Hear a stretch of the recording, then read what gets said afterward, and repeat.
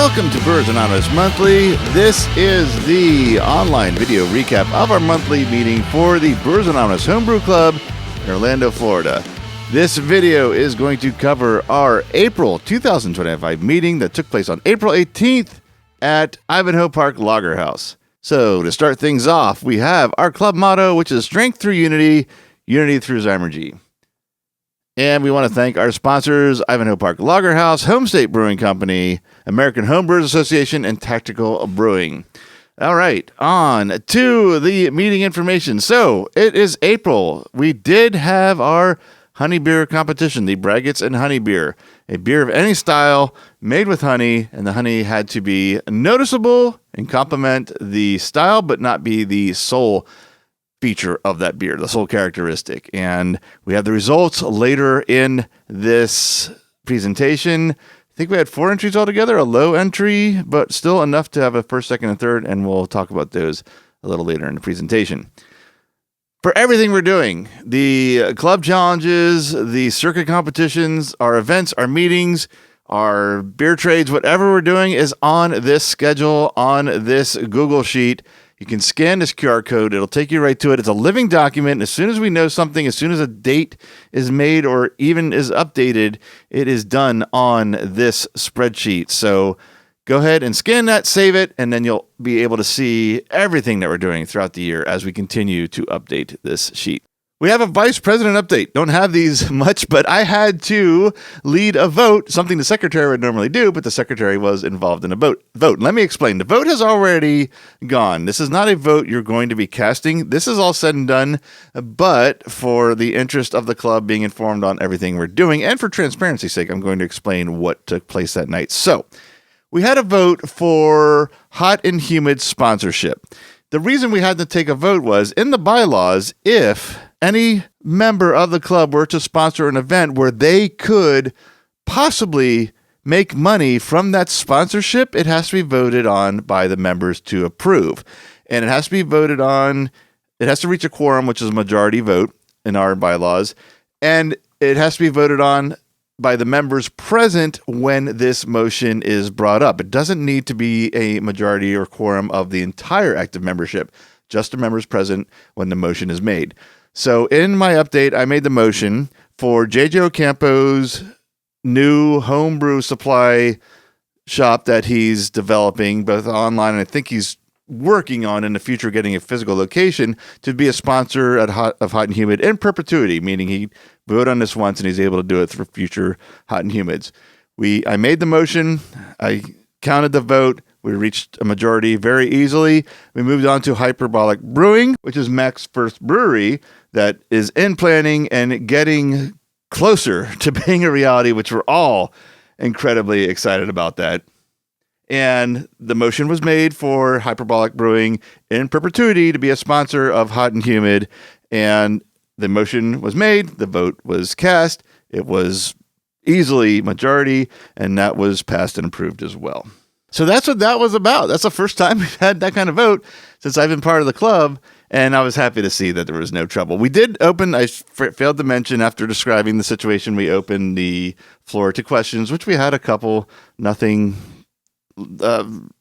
I don't even know what the word is, very simple questions just for clarification, and then we had the vote, and that was it. So on to secretary update. Following that, we were talking about our membership cards. We're doing a little bit of a redesign on it, so we're kind of introducing that, and the long story short, the mechanism we've been printing them on, we have had since the club's inception, and it's on its last legs at best. So with the limited amount of printing that we do with this, we're kind of seeing if it's economically feasible to have them printed by somebody else as opposed to buying entirely new equipment. Like, for an example, these are numbers I'm completely making up right now. I don't know what the numbers are. Let's say a new printer and a new stack of cards would cost us $300.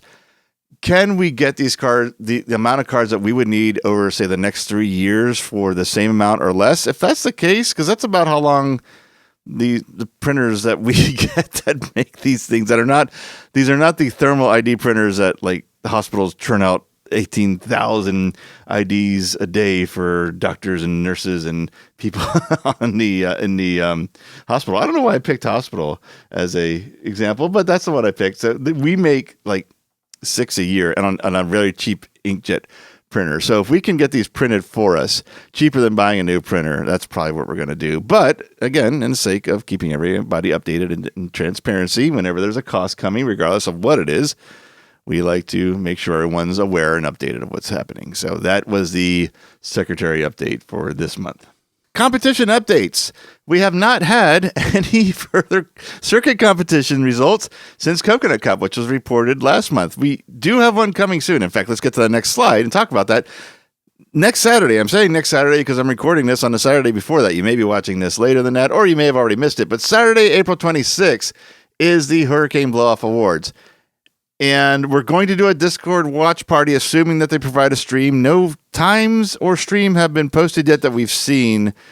Now, granted, we have not checked since making these slides, so with it being a week out, they may have posted something by now. Regardless of that, the event will be posted and shared in Discord, so you can watch along if there is that opportunity to share the stream. We don't know that for sure yet, but usually it is. Hurricane Blow-Off has actually been pretty consistent at having their stream actually being very well done as well. They seem to have wherever they are now holding their award ceremony seems to have a very good, reliable internet, which is sometimes difficult to find in public places, as I'm sure everyone is aware of. So that is coming up. So we should have some kind of news about the circuit next month. In fact, we will have some kind of news. Now, what that news is, we don't know. We'll find out in a week. Hurricane Blow-Off is next. That is full. We do have a meetup for drop-off. JJ is going to be driving the entries for us. We're going to meet at Sun Creek on Monday, the 28th. He will be there from 7 to 10 p.m. So if you want him to take your entries to Hurricane it's a Hogtown Brew-Off. Wow, Hurricane, something else. To the Hogtown Brew-Off for you in Gainesville. Make sure you're there in that window or arrange to have your beers taken there for you on Monday, April 28th. And thank you, JJ, for volunteering to drive those entries. Hot and Humid will be after that, and that is our competition. And we need all the help we can get with everything. And I mean everything. Judging, stewarding, cellar master, anyone volunteering to be in the cooler and help get beers together to get them out there and get them judged. We're going to need help during the awards. Anything that anybody has time for, please, please, please help us out. This event, it never has suffered from having too many volunteers. Let's say that. So please, please give us your help. Definitely get your beers ready for entry as well. We want to have a good showing. We're hosting this. It's going to be a big event this year. This is probably going to be the biggest Hot and Humid we've ever done. We're kind of making up for just some of the trouble we've had over the past couple of years this year. And entry registration starts on May 5th. The delivery date is May 17th to May 30th.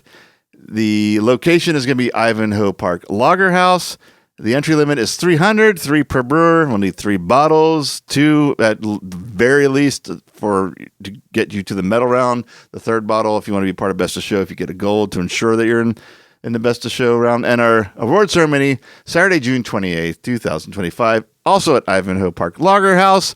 There's a change on this that I did not make yet because this just happened last night. Bottle sort is now going to be Sunday, June 1st, because we have another event now that we can't miss on the 31st. We're going to talk about it in this video. Judging rounds, though, every weekend of June except that last Saturday when we're going to have the awards, although the Best of Show will also be that day. And if you're that, typically we have pro brewers and our national judge, Dave Fetty, and other certified judges doing that, but it's still a really neat process to see. So if you've not seen that before, I would say come out to see that as well, because it's like I said, it's a really fun, unique judging experience as opposed to all the other judging that we do leading up to Best of Show. All of it's going to be at Ivanhoe Park Lager House, which is inside. We'll also have some virtual judging available as well. And we have some great things for the judges this year. We've not had judging gift bags anytime that I've been part of Brewers Anonymous or Hot and Humid, or I've judged for Hot and Humid that I was aware of. This year, we're not only going to have judge bags. Let's see, there's a couple things that were revealed last night. What do I know for one, we've had, this one is, I can tell you, Bill Carley, our club brewer of the year last year, he has made a recipe for a Saison that is going to be brewed exclusively for the judges. They're going to get that, depending on how many cans we get out of it. We're going to get at least one can of his Saison. We're going to shoot for 2 for each judge. So you get this exclusive beer. We'll have the gift bag. In the gift bag, some things I've never seen before. I don't want to say yet. And then there's another gift on top of that, which I don't think was revealed last night. If I'm wrong, well, sorry you missed it. You should have been at the meeting to hear it. I'm not going to reveal it until I have pictures of it. The judges are going to get something pretty cool. I have never seen this particular thing given to a judge at any of the judging I've done, and I've judged everything several times in Florida. We're pretty excited about that this year. So stay tuned for more on that. This is going to be a great Hot and Humid this year. And following that is First Coast Cup. In fact, their delivery is 2 weeks after our deadline. So kind of it's makes it a little easier to plan ahead to get beers into both out of one batch. That's certainly what I'll be doing. And we need as many as we can possibly, we need possibly even more in this than Sunshine, or Hot and Humid, because their cap is 450, and they're going to try to fill every single bit of that 450 that they can themselves. Cask is. This is Cask competition. The home competition is always, historically, I should say, there's always exceptions. Historically, a big point gain for the hosting club. If all goes historically again, as things normally do, we should do very well at Hot and Humid. Cass is going to do very well at First Coast Cup. We need to try to be right behind how well they do and do almost as well at the least. If we can do better, that would be insane. But we need to do almost as well as them in First Coast Cup to stay in contention this year. So if you're interested in us retaining the cup for a third year in a row, take Cask seriously. It's 450 entries with a 3 limit right now, but Hogtown was 400 and they opened up a 4th entry, but I think there's only 18 left at this point. But if there were 18 left in Hogtown with 400, could be 50 plus left over after a week or two of First Coast Cup opening. So there might be an opportunity for a 4th entry. So kind of keep that in the back of your mind as well. That award ceremony is Saturday, July 26, 2025. I went last year. It was phenomenal. I plan to go again this year. Cask, even though they're our biggest rival, they're also our most, the club we partner with the most. Saws is becoming a close second. In fact, is a close second, but First Coast has always helped us out every year with our competition, and we return the favor. And going to their awards was fun. Theirs was the biggest awards I've ever been to. I'm hoping one day I'll be able to say that about Hot and Humid, and I think this year is going to be the start of that. So moving on, here is the schedule for the circuit delivery drivers, and we're going to have to start thinking about or asking who can do First Coast Cup if you're interested in taking beers up to Jacksonville. Jacksonville is a very cool beer town. I actually really enjoy judging there because I get to hit a couple breweries while I'm there. And let us know. That's really the long and short of that. And then Commander Saws will be the one follows that. And then whenever Best Florida Beer decides to tell us when they're having their competition, we'll need a driver for Tampa as well. We have some cool stuff that happened since last meeting. So let's get right into it. Hamlin Craft Beer Festival. As you can see in the upper right-hand corner, that is now 2 trophies for the People's Choice winner. And the one on the right does indeed say 2025. We won again. This is by far the biggest appearance I've been part of at a beer festival. We had 17 taps of mead, beer, and seltzer. And we had 8 people, 2 tents, 3 tables. We basically had like 20 feet of taps going, which actually worked really well. We had a line, but nothing near like last year, but we still served as many people. And it was easier with 8 people and everything being in a straight line in front of us. We were able to maneuver around each other very well. Having said that, 17 is entirely too many to do at a festival. So we've lesson learned on that. if we take that many beer, seltzers, and meads because people really want to donate and be part of it, we're not going to put everything on its own tap. We're going to rotate taps out in the future. That's something we're going to try so we can accommodate everybody that wants to be part of it, but without having a setup like this again, because setup and tear down was a nightmare. And as far as winning, we had one with the coin vote, as you see in the lower right-hand corner there. We had 111. The next second place tent had like 52 or 53. I forget which number that was.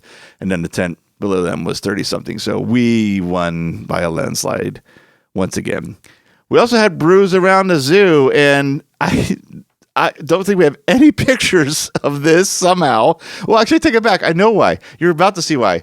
I went as an attendee. This was an insane. I did not realize how big this thing is. It's not that big as far as terms of beer, but the people that go, it was insane. It was so many people, and word of our beers got out super early. And I'll play this video. I was able to take this video of the lines, plural, for our tent at one point at Brewers Around the Zoo at Central Florida Zoo in Sanford.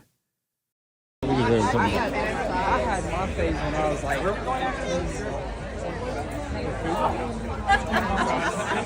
what's the name of the you could have a steep freeze. She's like, I'm gonna make you feel better. I also say things to her. 5 stops from the same. Your son is handy. With who? He can push him down. Sorry. So that was the 2 lines at Brews Around the Zoo. Absolutely insane day. And we ran out of beer. We had 7 kegs, and we ran out at 7:15, and the event went till 9. Started pouring at 4. So we're definitely going to take more next year. And this is where the idea of the rotating taps comes from. So we still might only have like 4 active taps going, but we're going to see if we can bring more kegs, like 10, 12 kegs, whatever we can muster up, so that we can continue pouring till 9. So, and they don't have to, the beers do not have to match. Let's say we put an American lager on tap 1, that runs out at 7 o'clock. Next one in line is an amber ale. Doesn't matter. We'll have evolving taps. That'll be something new. I don't think that's something a lot of other places do, if at all. So we're going to make sure we last till 9 o'clock this time around. But busy festival, fun festival. I enjoyed it. I enjoyed the hell out of it. I thought it was a lot of fun. So if you're not going to participate as a brewer or a pourer, I still encourage you to check it out. It's unique. Definitely the most unique one I've been to in Florida.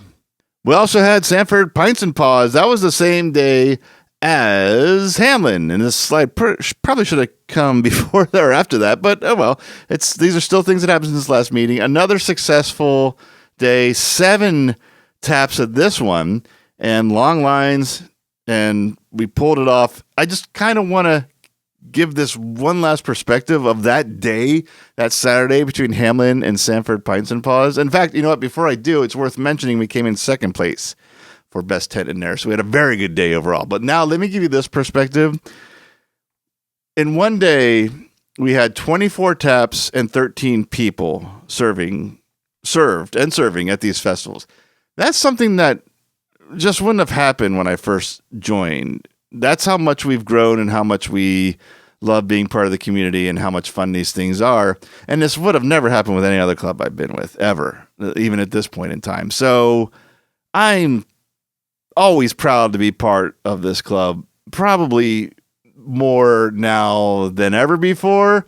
And I bet you I'll be saying that again sometime soon too. This club is just such a wonderful thing to be a part of. And I am very happy to be a part of it. And that day pulled off a minor miracle, basically, is what happened. And it's all because people wanted to do it, not because they had to do it, which is a huge thing. So with that said, we got some more festivals coming up. We've got, this is why Saturday, May 31st is Smash Festival. And this is why, like I said, we've changed the date for our bottle sorting, because we've been invited to participate.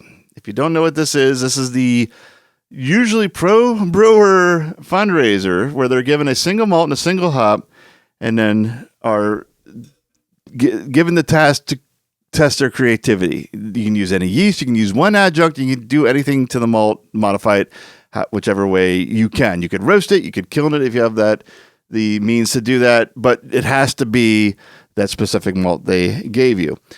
We've been trying to be part of this for 3 years now, and we weren't flat out told, no, you can't. We just haven't been able to be involved in it. Last year, in the 0 hour, we were invited to pour just our beers. We weren't able to participate in Smash. It was, I think, like a week notice, so we kind of declined, but we still went and enjoyed the event. This year, we were fully invited to participate in everything. Pour our beers, participate in the Smash experiment / competition, and we're going to do it. So because it's on the 31st, like I said, I think the third or fourth time now, we've had to move our bottle sorting day for HUD and Humid. So here's some details on this event, and then I'll talk about how you can get involved if you want to. The malt that they're going to provide us is Riverbend Malt House's Regenified Southern Select Malt. The hop is Yakima Quality Hops 2024 Zaka crop. Use any yeast, like I said. Only one Smash entry allowed per brewery. We're not considered a brewery, but we're in that rule set, so we can only enter one, even though we have multiple brewers, of course, in our organization. Attendees will then vote for their favorite Smash beer. We can serve other beers. We're not going to walk in with our 17 tap attitude and take over the festival like we've kind of been doing at other ones. Not intentionally, it just kind of happens that way. We're going to limit our taps to 4, and one of those is going to be the Smash beer. So we're only going to take the Smash entry and 3 other beers. That's it. We're not going to set up 18 jockey boxes. We're not going to make a spectacle of ourselves. We've been trying to get in this for years. They've let us in it. We're not going to roll in there with our usual, I'm not sure what the word I'm looking for is. It's because it's not an attitude, like a bad attitude. It's a fun attitude, but we're going to tone it down a bit as far as the quantity of what we're bringing. So that is it. So we're looking to get a very unique beer out of the ingredients we're given.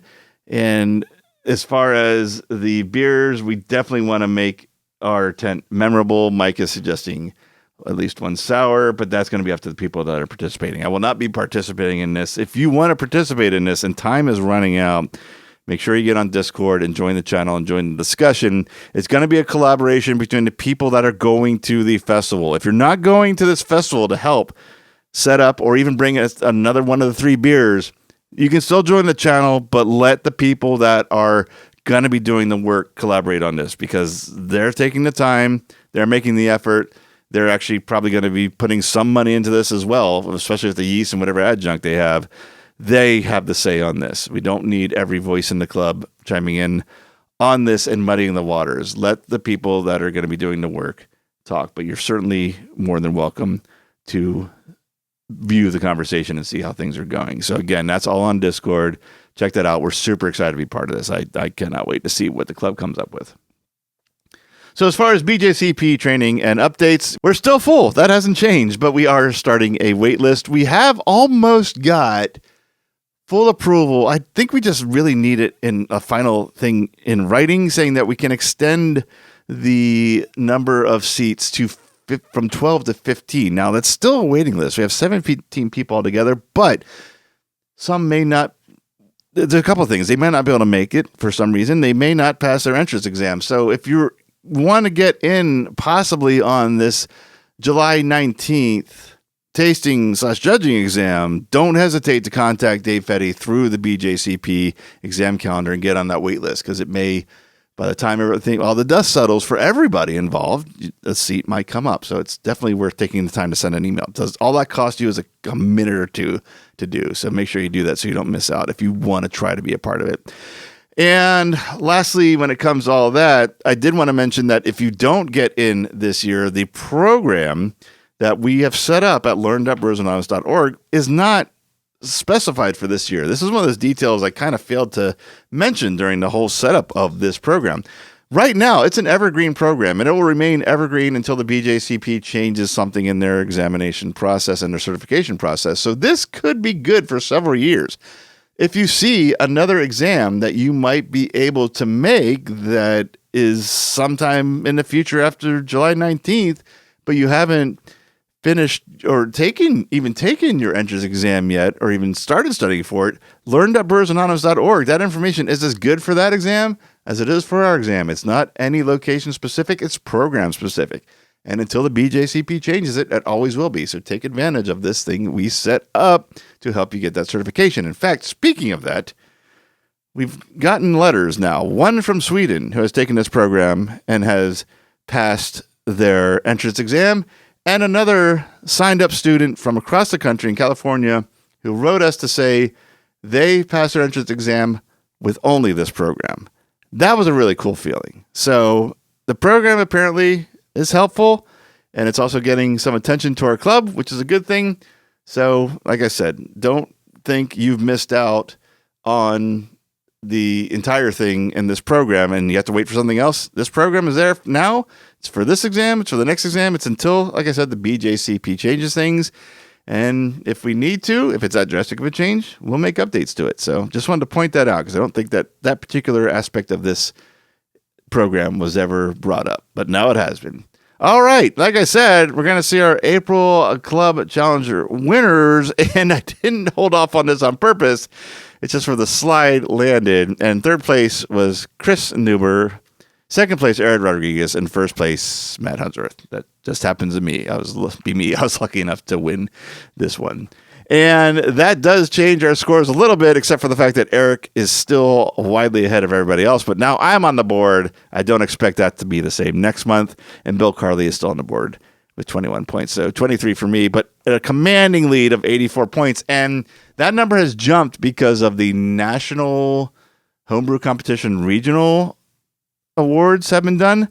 We did not include them in this slide. We'll have that update in the next month's set of slides. But Eric did extremely well at regionals, as those points show. So last but not least, I do believe in this presentation is a reminder that our merch shop is online. You can scan that QR code to get to it, or you can go to brewersanonymous.org and click on the merch link and check out the shirts and other things we have. We have shirts, hats, dog bandanas. We got a bunch of stuff. I don't exactly know how many things we have, and they're not all black.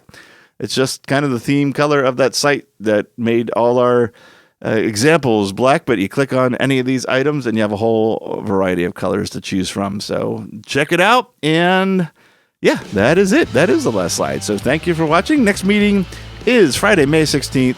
Plan to be at Homestate Brewing Company. Hope to see you all there. So until then, thank you for watching, and I hope to see you all again at the next meeting.